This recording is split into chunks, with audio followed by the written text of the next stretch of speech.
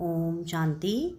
आज 4 जून 2023 के अव्यक्त महावाक्य हैं जो रिवाइज कोर्स है 31/12/94 के। आज की मुरली का मुख्य टाइटल है कि नए वर्ष को शुभ भावना गुण स्वरूप वर्ष के रूप में मनाओ। क्या है मुरली का टाइटल? कि नए वर्ष को शुभ भावना गुण स्वरूप वर्ष के रूप में मनाओ। आज नवयुग रस्ता बाप दादा अपने नवयुग राज्य अधिकारी बच्चों को देख रहे हैं। नव वर्ष को देख अपना नवयुग याद आता है। नवयुग के आगे यह नव वर्ष कोई बड़ी बात नहीं, जिस नवयुग में हर वस्तु, हर व्यक्ति, प्रकृति सब नया है। नया वर्ष जब शुरू होता है तो पुरानी वस्तु व व्यक्ति के पुराने स्वभाव, संस्कार, चाल चलन कुछ नए होते हैं, कुछ पुराने होते हैं। लेकिन आपके नवयुग में पुराने का नाम निशान नहीं। व्यक्ति भी नया अर्थात सतो प्रधान है और प्रकृति भी सतो प्रधान अर्थात नई है। प्रकृति में भी आजकल जैसा पुरानापन नहीं होगा। जो नवयुग की मुबारक के साथ नववर्ष की मुबारक। क्या? तो नवयुग की मुबारक के साथ नववर्ष की भी मुबारक। आज विशेष नया वर्ष मनाने के उमंग उत्साह से खुशी खुशी से सभी पहुंच गए हैं। तो बाप दादा भी दिल की दुआओं सहित नव युग की और नए वर्ष की डबल मुबारक देते हैं। आप सभी को भी डबल याद है या सिंगल याद है? अपना नया युग नयनों के आगे बुद्धि में स्पष्ट है ना? जैसे कहेंगे कल से नया वर्ष शुरू है, ऐसे ही कहेंगे कल नवयुग आया कि आया। इतना स्पष्ट है, नशा है। सभी नवयुग के राज्याधिकारी हैं। सभी राजा बनेंगे तो प्रजा बनाई है। आप सब तो राजा हो, लेकिन राज्य किस पर करेंगे? अपने ऊपर। तो बाप दादा नवयुग और नया वर्ष डबल देख रहे हैं। कल की बात है ना, वो भी कल और ये भी कल की बात है। फिर नवयुग होगा ना। अपने नवयुग की ड्रेस यानी शरीर सामने दिखाई देती है। बस पुरानी ड्रेस छोड़ेंगे और नई ड्रेस धारण करेंगे। तो वो ड्रेस अच्छी, चमकीली, सुंदर है ना। अभी तो देखो हर व्यक्ति में कोई ना कोई नुक्स होगा ना। कोई की नाक टेढ़ी होगी, किसकी आँख टेढ़ी होगी, किसके होंठ ऐसे होंगे। और नवयुग में सब नंबर 1, हर कर्मेंद्रिय एक्यूरेट। तो ऐसी ड्रेस सामने खूंटी पर लगी हुई है ना, बस पहननी है। अपनी ड्रेस अच्छी पसंद है, देख रहे हो ना। बाप दादा सदैव जब हर एक बच्चे को देखते हैं तो क्या देखते हैं? एक तो हर एक के मस्तक की चमकती हुई मणि श्रेष्ठ आत्मा को देखते हैं और साथ साथ हर एक बच्चे के भाग्य की लकीर, श्रेष्ठ लकीर को देखते हैं। हर एक का भाग्य कितना श्रेष्ठ है? सभी का भाग्य श्रेष्ठ है ना, कि किसका मध्यम भी है? सभी 1 है, सेकंड, थर्ड और आने वाले हैं। अच्छा है। दुनिया वाले कहते हैं आपके मुख में गुलाब और बाप दादा कहते हैं आपके मुख में गुलाब जामुन। गुलाब जामुन सबको बहुत अच्छा लगता है ना। गुलाब जामुन या मिठाई खाने के लिए ही बाप दादा ने हर गुरुवार भोग रखा है। भोग में खुद भी खाते हो और बाप दादा को भी स्वीकार कराते हो। घर में बनाए नहीं बनाए, लेकिन गुरुवार को तो मीठा मिलेगा ना। और जब कभी खुशी का उत्सव होगा तो मुख ही मीठा कराते हैं। मीठा मुख अर्थात मीठा मुखड़ा। मुख मीठा तो सब करते हैं, लेकिन आप सबका मुख भी मीठा है तो मुखड़ा यानी फेस भी मीठा है। या थोड़ा थोड़ा कड़वा भी है। अगर एक लकीर भी कड़वे की है तो आज वर्ष को विदाई देने के साथ साथ इस थोड़े से कड़वेपन को भी विदाई दे देना। विदाई देना आता है कि पास में रखना अच्छा लगता है, या विदाई देकर फिर बुला लेंगे, फिर कहेंगे हम तो छोड़ना चाहते हैं लेकिन माया नहीं छोड़ती है। ऐसे तो नहीं कहेंगे कि हमने छोड़ दिया लेकिन माया आ गई। वहाँ जाकर फिर ऐसे पत्र लिखेंगे, विदाई तो सदाकाल के लिए विदाई। विदाई देने का अर्थ ही है फिर आने नहीं देना, या कभी कभी आ जाए तो कोई हर्जा नहीं। कोई पुराने संस्कार कईयों को बहुत अच्छे लगते हैं। आज कहेंगे कल से नहीं होगा और फिर परसों परवश हो जाएंगे, तो उसको विदाई नहीं कहेंगे ना। तो विदाई देना भी सीखो। वर्ष को विदाई देना तो कॉमन बात है, लेकिन आप सबको अंश वंश सहित माया को विदाई देना है। अंश मात्र भी नहीं रहे। कई बच्चे कहते हैं 75% तो फर्क पड़ गया है, और भी पड़ जाएगा, लेकिन माया अंश से वंश बहुत जल्दी पैदा करती है। 25% अंश मात्र भी रहा तो 25 से 50 तक भी बहुत जल्दी पहुंच सकता है, लेकिन अंश सहित समाप्त करना है। तो नए वर्ष में क्या करेंगे, पुराने वर्ष को विदाई देने के साथ साथ माया के अंश को भी विदाई देना, और विदाई के साथ बधाई भी देते हो ना। कल सभी एक दो को मिलेंगे तो कहेंगे नए वर्ष की मुबारक हो, बधाई हो, तो विदाई दो, और विदाई के साथ साथ अपने को भी और दूसरों को भी सदा फरिश्ते स्वरूप की बधाई दो। है ही फरिश्ता, ऊपर से नीचे आए, अपना कार्य किया और उड़ा।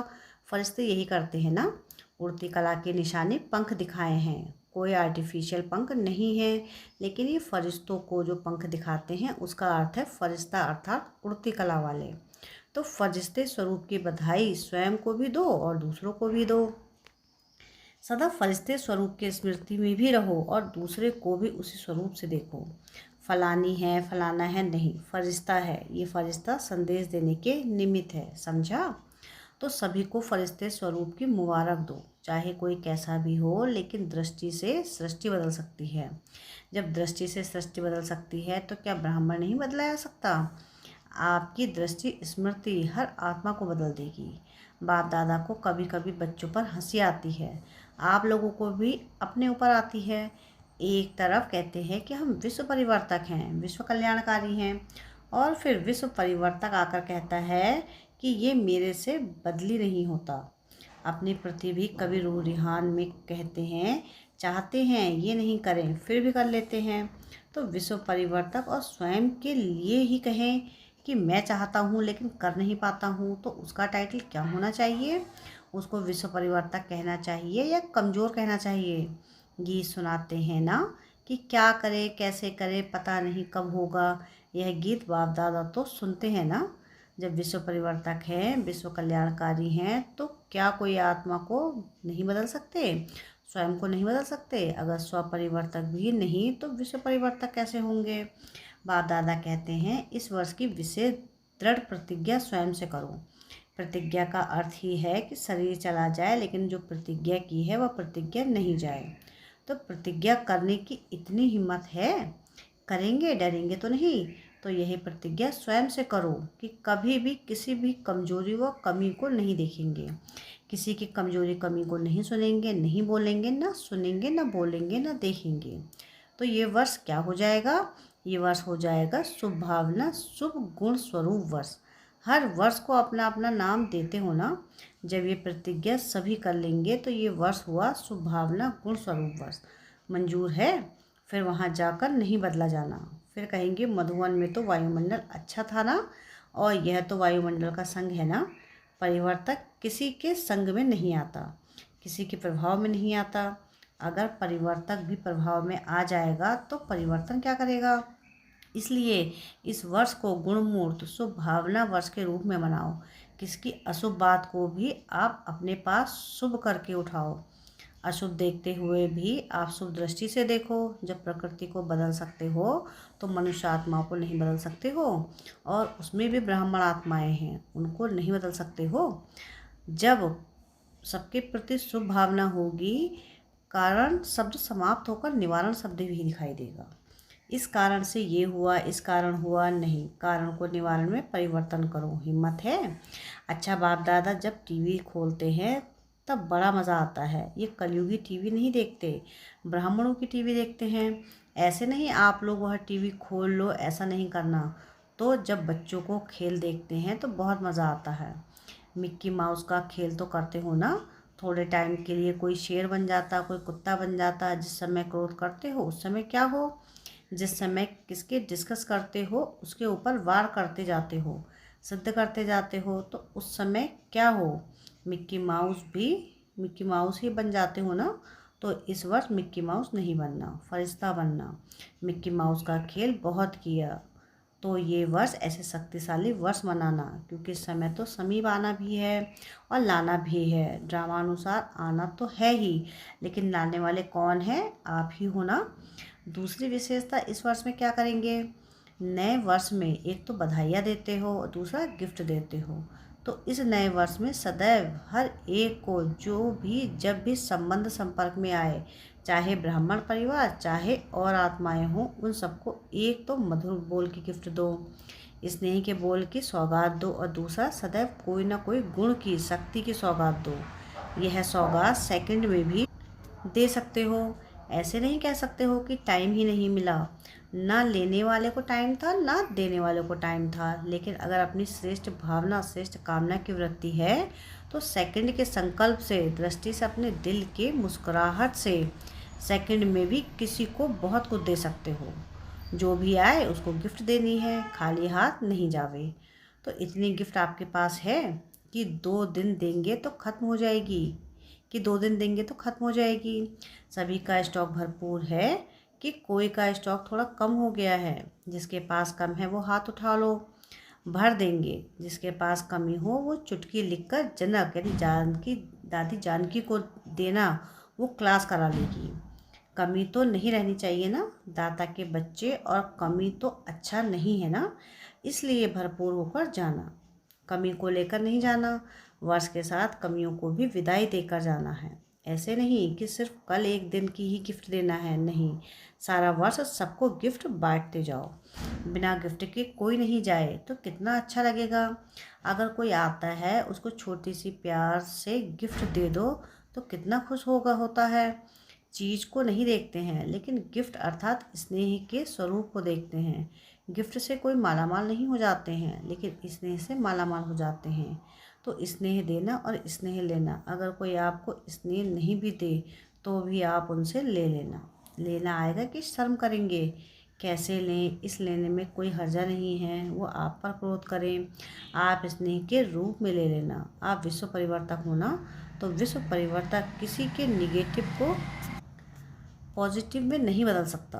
तो ये वर्ष सदा स्नेह देना और स्नेह लेना। ऐसा नहीं कहना कोई ने दिया ही नहीं, क्या करूं, वो दे या ना दे आप ले लो, कुछ तो देगा ना, निगेटिव दे या पॉजिटिव दे, कुछ तो देगा ना। लेकिन हे विश्व परिवर्तक, आप निगेटिव को पॉजिटिव में परिवर्तन कर लेना। समझा इस वर्ष क्या करना है? अच्छा, डबल विदेशी क्या करेंगे? गिफ्ट देंगे। दाता बन गए हो, वाह, दातापन की मुबारक हो। बाप दादा रोज बच्चों की एक बात देखते हैं, कौन सी? कि ये मैं और मेरा, ये परेशान कर देता है। कभी मेरा आ जाता है, कभी मैं आ जाता है, तो बीच बीच में परेशान करता है। तो जब वर्ष परिवर्तन हो रहा है तो इस मैं और मेरे को भी परिवर्तन करो। शब्द भले मैं बोलो, लेकिन मैं कौन, ओरिजिनल मैं किसको कहते हैं? शरीर को या आत्मा को? मैं आत्मा हूँ। तो जब भी मैं शब्द यूज़ करो तो क्यों नहीं मैं शब्द को ओरिजिनल स्वरूप, ओरिजिनल अर्थ स्मृति में रखते हो। और सारे दिन में कितने बार मैं शब्द यूज़ करते हो? करना ही पड़ता है ना। मेरा भी कई बार यूज़ करते हो और मैं भी कई बार यूज़ करते हो। तो जितने बार मैं शब्द यूज़ करते हो उतने बार अगर वास्तविक अर्थ से मैं स्मृति में लाओ तो मैं धोखा देगा या उड़ाएगा। तो जब भी मैं शब्द यूज़ करते हो उस समय यही सोचो मैं आत्मा हूँ, क्योंकि मैं और मेरे शब्द के बिना रह भी नहीं सकते हो। बोलना ही पड़ता है और आदत भी है।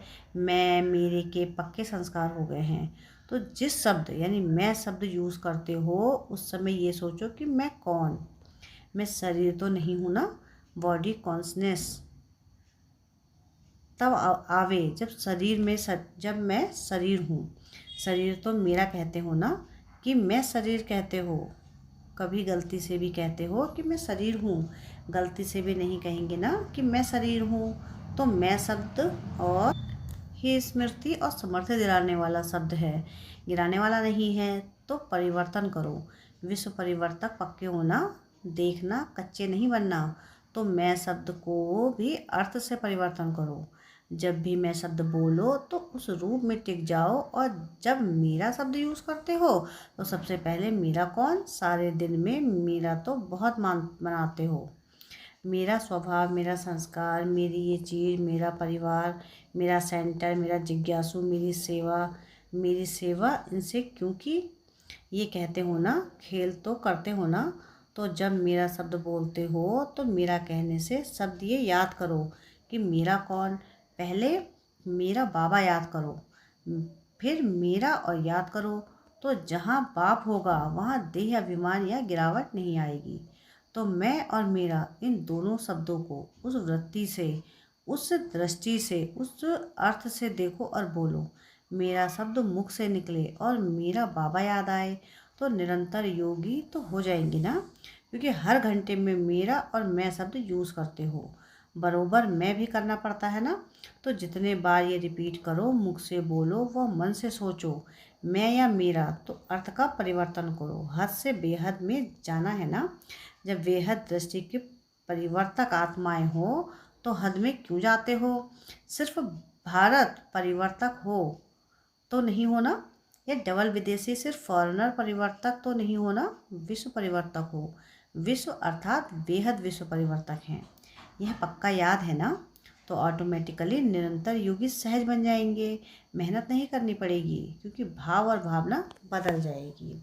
अच्छा, चारों ओर के नवयुग के राज्याधिकारी श्रेष्ठ आत्माओं को सदा स्व परिवर्तन और विश्व परिवर्तन के निमित्त विशेष आत्माओं को सदा पुरुषार्थ में नवीनता श्रेष्ठता लाने वाले सर्व स्नेही आत्माओं को, सदा बाप का नाम प्रत्यक्ष करने वाले सपूत आत्माओं को, सदा मेरा और मैं को यथार्थ भाव और अर्थ में लाने वाले सहयोगी आत्माओं को बाप दादा का याद प्यार और नमस्ते।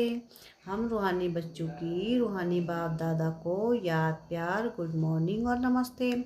शुक्रिया प्यारे बाबा, शुक्रिया। वरदान है आज की मुरली का कि आगे पीछे सोच समझकर हर कार्य करने वाले ज्ञानी तू आत्मा त्रिकालदर्शी भव। क्या है वरदान आज का? कि आगे पीछे सोच समझकर हर कार्य करने वाले ज्ञानी तू आत्मा त्रिकालदर्शी भव। जो बच्चे त्रिकालदर्शी अर्थात तीनों कालों का ज्ञान बुद्धि में रख आगे पीछे सोच समझकर कर्म करते हैं, उन्हें हर कर्म में सफलता मिलती है। ऐसे नहीं बहुत बिजी था इसलिए जो काम सामने आया वह करना शुरू कर दिया, नहीं। कोई भी कर्म करने से पहले यह आदत पड़ जाए कि पहले तीनों काल सोचना है। त्रिकालदर्शी स्थिति में स्थित होकर कर्म करो तो कोई भी कार्य व्यर्थ व साधारण नहीं होगा। स्लोगन है आज की मुरली का कि अपने संतुष्ट और खुशनुमा जीवन से सेवा करो तब कहेंगे सच्चे सेवाधारी। क्या स्लोगन है आज का?